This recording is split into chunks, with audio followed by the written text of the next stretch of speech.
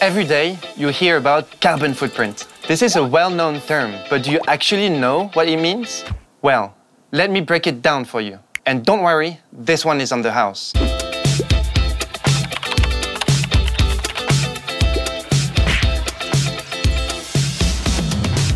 Calculating your carbon footprint as a company means precisely evaluating all your greenhouse gas emissions, whether they're direct or indirect. To do this, you must consider 3 scopes, 3 different types of emissions.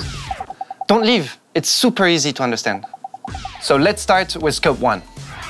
This includes all emissions generated directly by the company's infrastructures and activities. For example, ENGIE operates power plants that burn fuel, such as gas, and thus emit CO2. In fact, this made up 94% of ENGIE Scope 1's emissions in 2022. Now, Scope 2.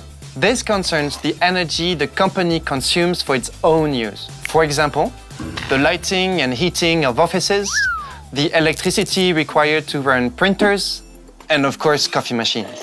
For ENGIE, this represents a very small portion of the total footprint. Scope 3.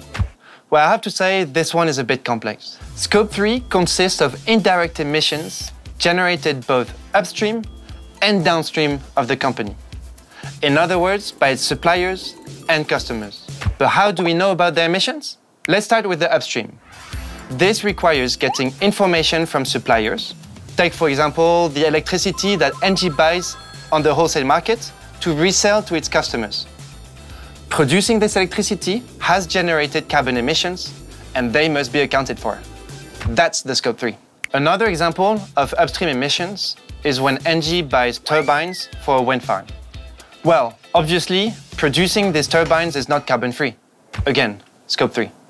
One more example, just because I'm feeling generous. When I take the metro to go to work, the commuting emits carbon. Guess what? Scope 3. And on the customer side, one must collect, or at least estimate, the emissions of its clients. When a residential customer uses ENGIE natural gas for heating, the emissions from that heating are part of ENGIE Scope 3. It's the same for a business customer that runs its plants with gas.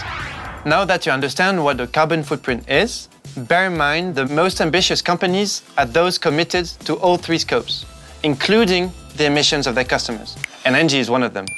This commitment is hard, as it requires companies to constantly reinvent themselves, and this is the key challenge of green business.